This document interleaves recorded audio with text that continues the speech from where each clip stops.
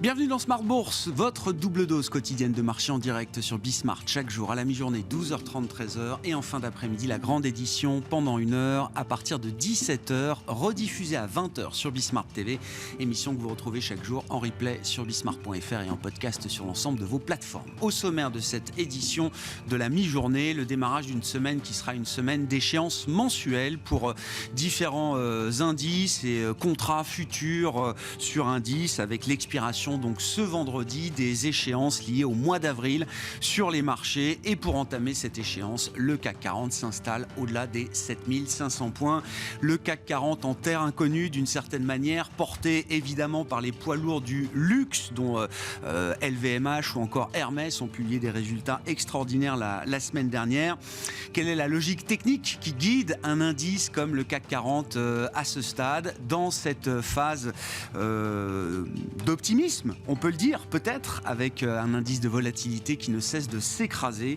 Le CAC 40 et les 7500 points, nous en parlerons dans un instant avec Romain Dobré qui sera avec nous en visioconférence pour cette occasion, responsable et membre de la cellule info d'experts de Bourse Direct. La semaine sera marquée à nouveau par une succession et la montée en puissance des publications de résultats avec un moment de vérité notamment pour les résultats des grandes banques américaines. On a déjà eu un premier aperçu plutôt positif avec les résultats publiés vendredi dernier de JP Morgan, Citigroup ou encore Wells Fargo. D'autres sont à venir. Demain, nous aurons les résultats de Bank of America, de Goldman Sachs, de BNY Mellon. Mercredi, c'est au tour de Morgan Stanley de publier ses résultats et puis également des groupes de services financiers qui seront intéressants à suivre dans un contexte où le secteur bancaire financier américain a pu être déstabilisé par les troubles survenus au cours du mois de mars. Ainsi, le broker Charles Schwab publiera ses résultats en début d'après-midi avant l'ouverture des marchés américains, ainsi que le géant de l'investissement State Street qui publiera également ses résultats pour le trimestre de début d'année. Nous évoquerons le cas d'investissement bancaire dans cette demi-heure avec David Benamou qui sera avec nous en visioconférence, associé gérant et directeur des investissements d'Axiom Alternative Investments. Enfin, sur le plan macro, la semaine sera marquée notamment par différents indicateurs chinois pour le mois de mars, ainsi que la publication de la croissance du PIB chinois pour le premier trimestre, attendue la nuit prochaine, une croissance qui sera forcément meilleure que la croissance nulle qui avait été enregistrée au quatrième trimestre pour l'économie chinoise. Le consensus des économistes table sur une croissance trimestrielle en Chine un peu supérieure à 2% pour ce début d'année.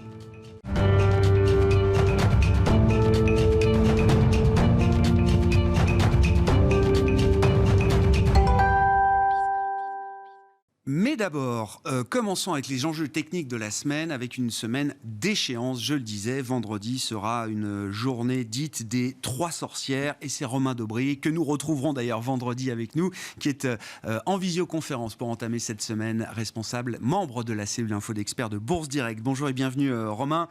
Il faut marquer le coup, effectivement, le CAC 40 qui semble s'installer au-delà des 7500 points pour le CAC 40 cash, nouveau sommet historique battu donc par l'indice parisien qui évolue désormais en terre inconnue. Qu'est-ce que ça amène comme réflexion quand on regarde justement les enjeux techniques de marché et quels sont les repères qu'on peut se fixer à ce stade quand on suit l'indice parisien en tant que tel, Romain?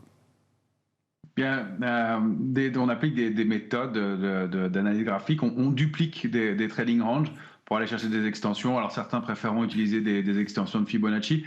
Moi j'aime bien la lecture liée à un trading range, surtout que le trading range précédent sur l'indice CAC 40 cash a bien fonctionné. Donc on déborde des niveaux majeurs, 7385 sur l'indice CAC 40 cash, qui était le top de 2021, enfin de 2022.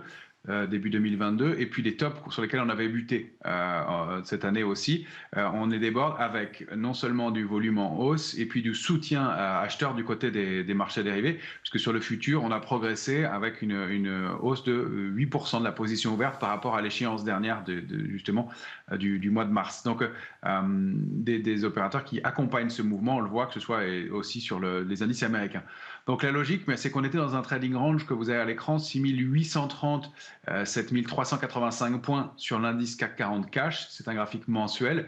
Ce trading range, il a été très bien respecté et on l'a débordé par le haut avec puissance. Donc la logique, c'est de se fixer comme feuille de route encore une fois, ce n'est pas une prédiction, hein, mais l'analyse graphique fonctionne souvent très bien, et bien d'aller chercher des niveaux situés à 7940 points. Alors, il y a une grosse résistance intermédiaire à 7710.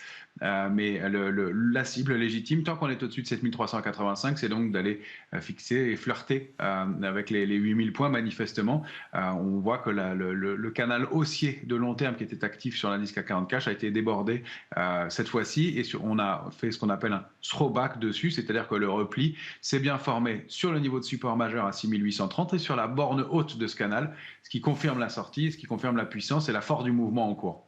Partant de cette feuille de route, Romain, comment est-ce qu'on regarde peut-être le plus court terme avec les enjeux techniques de la semaine qui sera marquée par cette échéance mensuelle vendredi? Si on regarde comme référence l'instrument Futur CAC peut-être qui arrivera à échéance donc ce vendredi, Romain?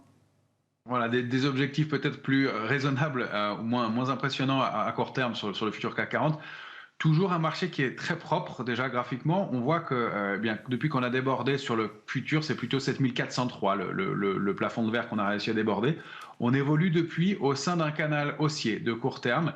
Et donc, on a été chercher ce matin en formant le point haut du jour, pile la borne haute, comme vous le voyez ici, la borne haute de ce canal, qui a donc bien fonctionné et qui entraîne un petit retracement. On a débordé 7403, donc on est sorti du range 7229,5, 7403. Ça donne comme cible idéale 7578. De la même façon, on a dupliqué le trading range précédent et pour obtenir ces cibles. La lecture un peu plus large permet aussi d'avoir un niveau de résistance important à 7639. Pourquoi pas, dans le cas où le marché voudrait continuer à accélérer ou s'emballer un peu au cours de cette échéance. On sait que les semaines d'échéance peuvent entraîner des mouvements techniques un peu puissants.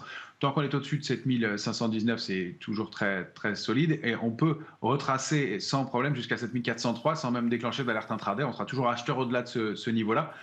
Même le retour jusqu'à 7229 ne déclencherait pas d'alerte de court terme. Donc, on a vraiment de la marge. Et vous voyez que l'alerte de moyen terme, elle est située un peu en dessous de 7050, 7048 points sur le futur.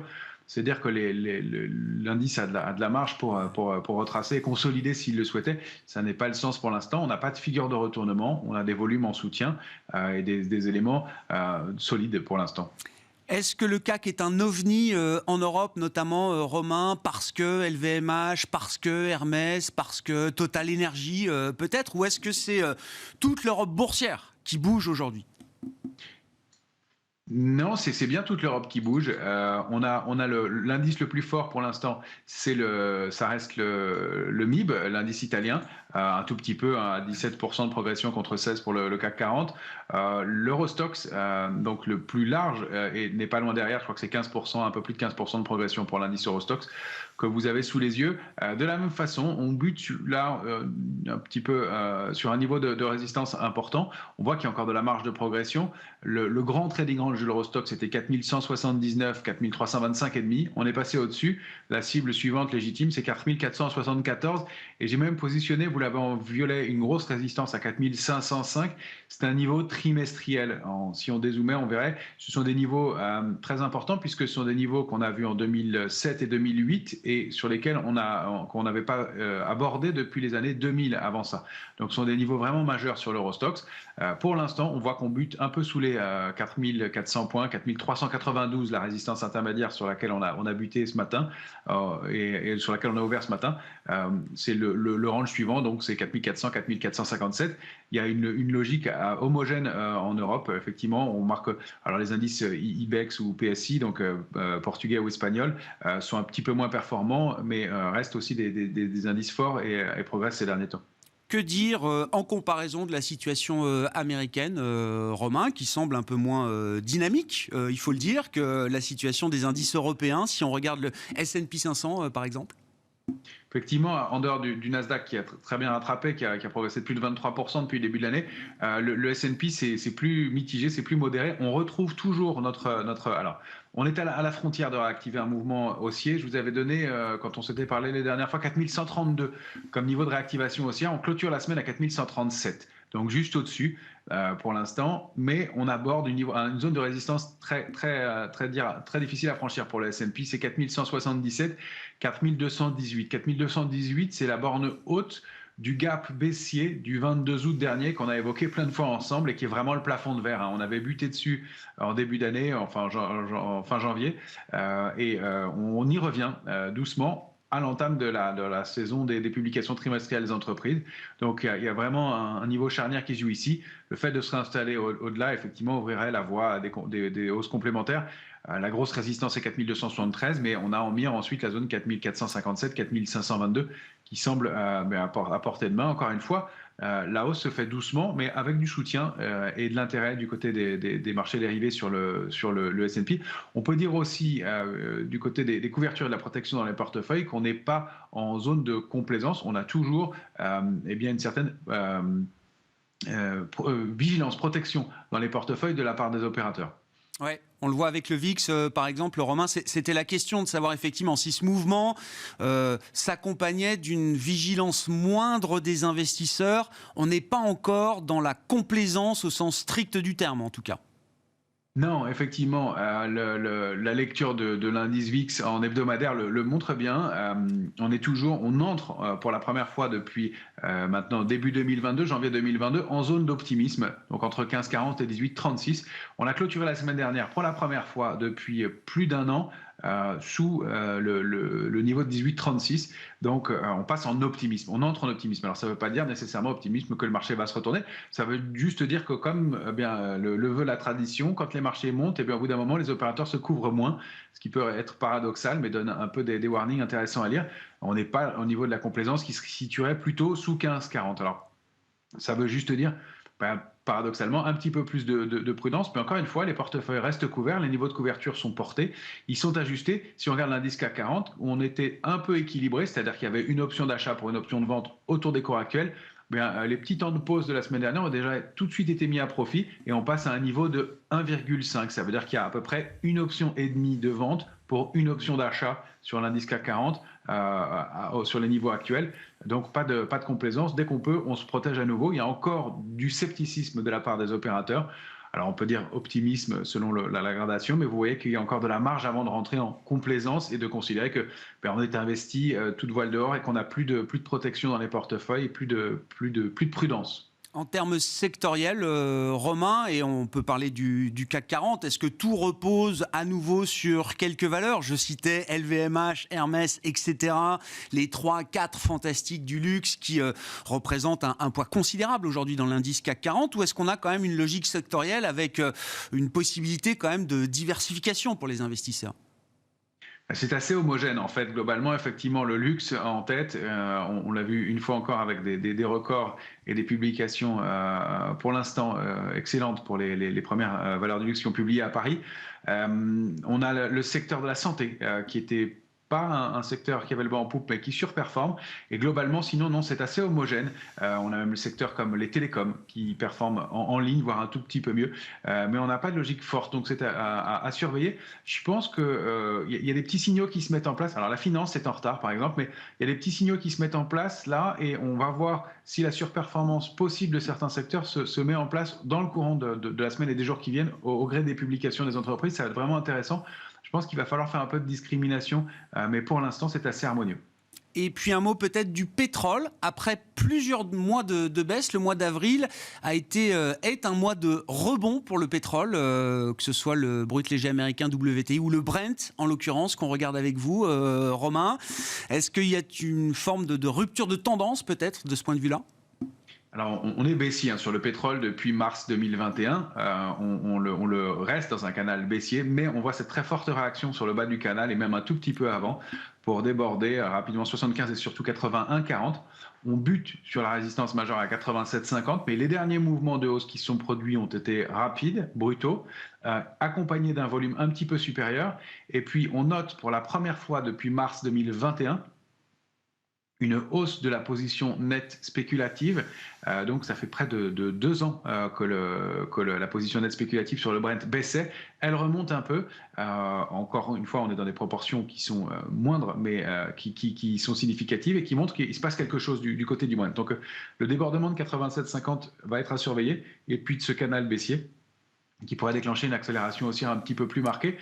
On le voit sur l'ensemble des matières premières. On aurait pu regarder aussi dans le même titre, mais on l'avait déjà fait récemment, le CRB, qui semble donner des signaux de retournement haussier. Donc, un secteur pétrolier qui en bénéficie évidemment nettement et donc qui peut fournir du relais pour des titres si le luxe ne parvenait plus à faire tirer les indices. Le pétrole Brent qui est à près de 86 $ le baril ce matin pour entamer cette semaine. Merci beaucoup Romain, merci pour cet éclairage technique. On vous retrouvera vendredi avec les autres sorciers de Smart Bourse puisque vendredi sera la journée d'échéance mensuelle pour les produits dérivés qui arriveront donc à expiration et notamment le futur CAC avril qui arrivera à expiration ce vendredi à 16h. En attendant, nous aurons pas mal d'indicateurs tout au long de la semaine. Je le disais, les résultats d'entreprises qui vont animer bien sûr de plus en plus les séances et puis quelques indicateurs macro. On parlait du pétrole. Les indicateurs statistiques chinois qui seront publiés la nuit prochaine seront importants évidemment pour les investisseurs, que ce soit les indicateurs spécifiques du mois de mars ou la croissance globale de l'économie chinoise pour le premier trimestre qui est attendu en progression de plus de 2% d'un trimestre sur l'autre. Romain Daubry qui est avec nous en visioconférence, membre de la cellule Info d'Experts de Bourse Direct.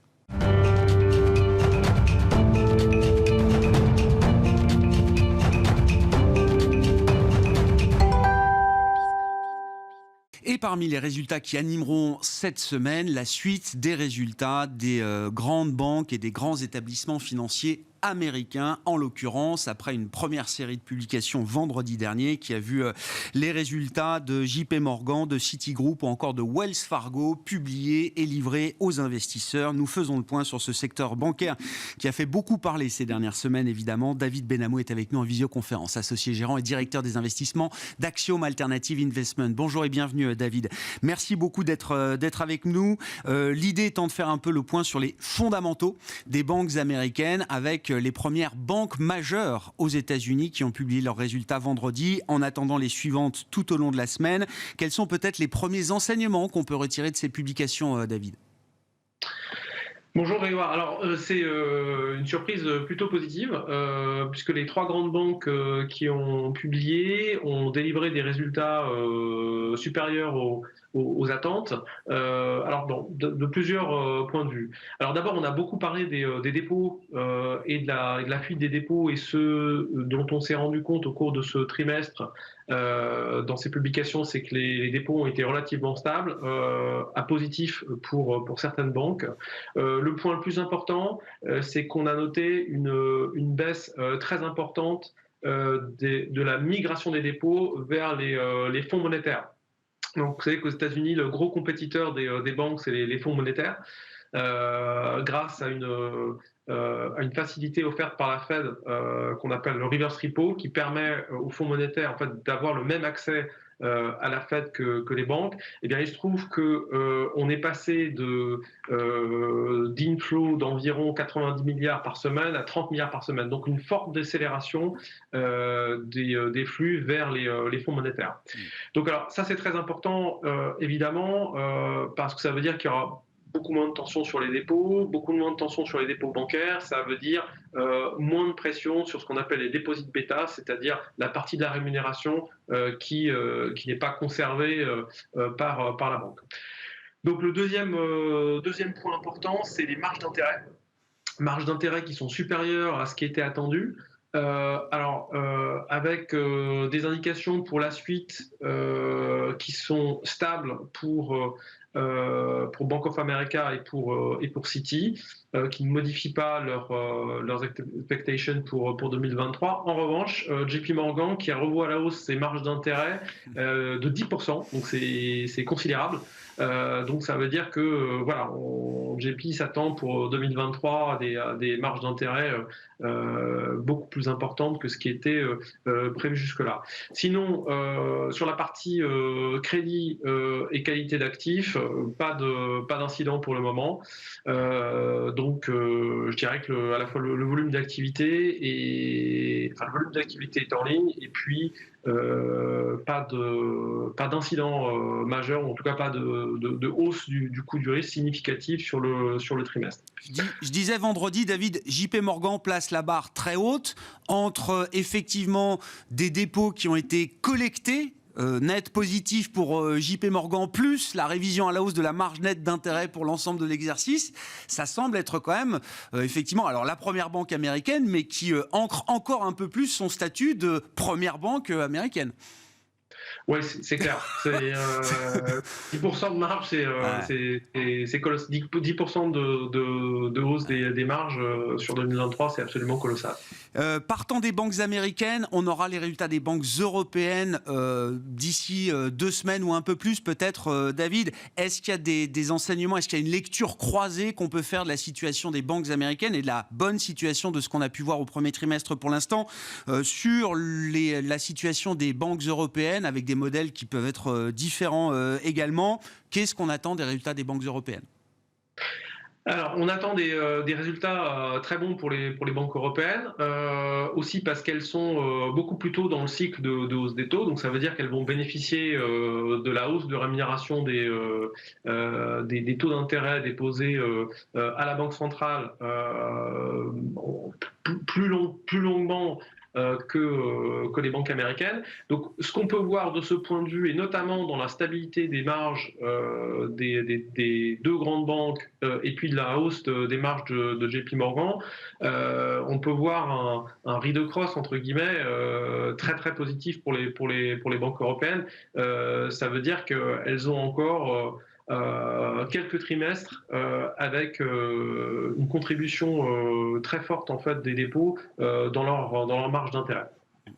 La deuxième peut-être chose qu'on peut voir, c'est sur la partie banque d'investissement, parce que j'en ai pas parlé, mais la partie donc taux, change, revenus d'intérêt dans la banque d'investissement était plutôt très bonne. Donc nos banques européennes ont dans leur banque d'investissement des composantes taux qui sont très importantes, par exemple Deutsche Bank ou Barclays, donc ça c'est très positif pour elles. Bon, la partie fixed income, effectivement, dans les BFI en Europe, qui devrait être plutôt bonne sur le premier trimestre. Si on en vient au stress de marché lié au secteur bancaire, qu'est-ce qu'on peut dire de l'évaluation qu'on peut faire du stress bancaire à ce stade, David, 1 mois après les accidents SVB, signature aux États-Unis, la résolution Crédit Suisse en Europe, ces événements ayant marqué un pic de stress dans les marchés, sur les actions bancaires, sur la dette bancaire également. 1 mois après, où en est-on ? Alors, il y a d'un point de vue marché, puis après, c'est intéressant de voir les premières réactions des régulateurs. D'un point de vue marché, donc clairement, on a une normalisation, que ce soit côté action ou côté crédit. Donc, côté action, on est revenu à peu près à la moitié, un petit peu moins de la moitié de la hausse qu'on avait, de la performance qu'on avait avant l'événement Crédit Suisse en Europe. Donc on était un peu plus de 20% de performance. Là, on doit être à peu près à 11-12% de performance au moment où on parle. Donc on a une phase de normalisation qui devrait théoriquement se poursuivre avec notamment les beaux résultats qu'on attend pour le premier trimestre. Côté crédit, donc, ce qui a beaucoup souffert, c'est le segment Additional Tier 1, avec la décision Crédit Suisse de réduire à 0, en fait, c'est le nominal de ces titres. Là, pareil, au moment de Crédit Suisse, on était à peu près à moins 15% de performance avec l'événement Crédit Suisse, et on est revenu à peu près à moins 5%. Donc, une phase de normalisation qui est en cours. Et vous êtes convaincu, David, chez Axiom, que ce marché des 81, Additional Tier 1, hybride bancaire, CoCo, subordonné, ce marché-là est un marché qui va survivre justement à l'événement Crédit Suisse? Alors oui, on est convaincu pour 2 raisons. D'abord, en fait, les régulateurs, pour les régulateurs, les Additional Tier 1, c'est un pan en fait important de l'accord de Bâle post-2008 et du mécanisme de résolution bancaire. Donc, c'est un des éléments clés du mécanisme de résolution bancaire. Donc, les régulateurs n'ont absolument pas envie aujourd'hui qu'ils ne servent plus, parce qu'ils devraient trouver en fait un autre mécanisme, un autre outil pour servir dans la résolution bancaire. Donc, c'est un élément clé et ça représente aujourd'hui une vingtaine de pourcents du capital réglementaire des banques. Deuxième élément, c'est pour les banques elles-mêmes, c'est une source de capital non dilutive. Et c'est aussi une source de capital qui réduit le coût moyen pondéré de leur capital, parce que les coupons des additional tier 1 sont déductibles fiscalement dans la plupart des pays. Donc c'est un instrument qui est utile pour les banques et utile pour les régulateurs. Donc ils n'ont absolument pas l'intention que ce marché disparaisse. Les banques sont d'accord avec ça, David. Qu'en est-il? Est-ce qu'il y a des établissements bancaires d'ailleurs qui ont pris des positions spécifiques par rapport à ces marchés de crédit bancaire spécifiques? On sait qu'il y a souvent des échéances de rappel, de refinancement liées à ces obligations hybrides bancaires. David, est-ce qu'on a déjà des éléments un peu spécifiques sur l'animation de ce marché par les banques elles-mêmes? Alors, pas encore, mais c'est assez normal. Je vais dire, après une période de stress comme celle-là, on a des exemples dans le passé. Après le stress Covid, on a eu globalement tous les titres additional tier 1 qui traitaient à perpétuité. C'est-à-dire que plus aucun investisseur ne s'attendait à ce que le titre soit rappelé à sa première date de call possible. Donc, au bout de quelques mois, ça se normalise et on a les titres qui se remettent en fait à pricer à maturité. Donc là, on est dans cette même situation, c'est-à-dire que les titres en fait sont valorisés à perpétuité. Alors, cela dit en passant, c'est du coup un très très bon point d'entrée pour les investisseurs parce que ça veut dire que vous avez entre guillemets l'option gratuite en fait pour vous. Mais généralement, c'est des phénomènes qui durent pas très très longtemps, donc quelques semaines à quelques mois quand le stress est sévère, et les titres se remettent à être valorisés, je dirais, à la prochaine date de rappel possible. Donc là, les prochains titres rappelés, le prochain test entre guillemets, ça va être Unicredit en juin, et puis ensuite BBVA et HSBC en septembre. Et généralement, ces moments, grosso modo, coïncident avec la réouverture du marché primaire. C'est-à-dire qu'on a, dès que le marché primaire réouvre, en fait, on a une migration rapide des prix à nouveau vers la date de rappel, la date de call. Très intéressant, David. Pour conclure, en une minute, sur la logique d'investissement, en tant que spécialiste du secteur bancaire, est-ce que la baisse du mois de mars, que ce soit sur les actions, sur les obligations bancaires, a été un point d'entrée? Et quelle est la logique là, qui guide l'investissement dans le secteur bancaire à ce stade? Oui, alors ça a été très clairement un point d'entrée. Pour nous, on en a profité, que ce soit sur les fonds de crédit ou sur les fonds actions, pour rajouter du risque. Alors sur les fonds de crédit, c'est simple. Aujourd'hui, on entre sur un marché qui est pricé à perpétuité, donc on a vraiment l'option vraiment en faveur des investisseurs. Et aussi, quand on regarde en termes de spread, on est sur des niveaux de spread qui sont des niveaux de spread les plus élevés historiquement, à plus de 550 points de base. Donc on est à peu près à des niveaux Covid, pas au pic du Covid, mais on est à des niveaux Covid. Donc c'est zone très intéressante avec des fondamentaux qui sont très très bons, beaucoup de capital réglementaire et aussi une profitabilité des banques européennes qui est très élevée. Donc côté equity, pareil, on a des niveaux de valorisation qui sont très bas depuis pas mal de temps maintenant, avec des résultats du Q1 qu'on attend pour quelques semaines, qui devraient probablement réveiller les cours parce qu'ils sont très bons, et on est dans une phase pour les banques européennes de profitabilité élevée. On a retrouvé les niveaux d'avant la crise de 2008, c'est-à-dire qu'on est en retour sur actifs aujourd'hui à plus de 50 points de base. Donc ce sont des très très bons niveaux. Ouais. La vérité des résultats, donc, en ce moment pour les banques américaines, avec d'autres publications à suivre tout au long de la semaine, et puis d'ici une quinzaine de jours pour les grandes banques européennes. Merci beaucoup, David. David Benhamou, avec cet éclairage toujours précieux sur le secteur bancaire. David Benhamou qui est avec nous en visioconférence, associé gérant et directeur des investissements d'Axiom Alternative Investments. Voilà pour cette demi-heure de Smart Bourse à la mi-journée. On se retrouve ce soir en direct à 17h sur Bismart.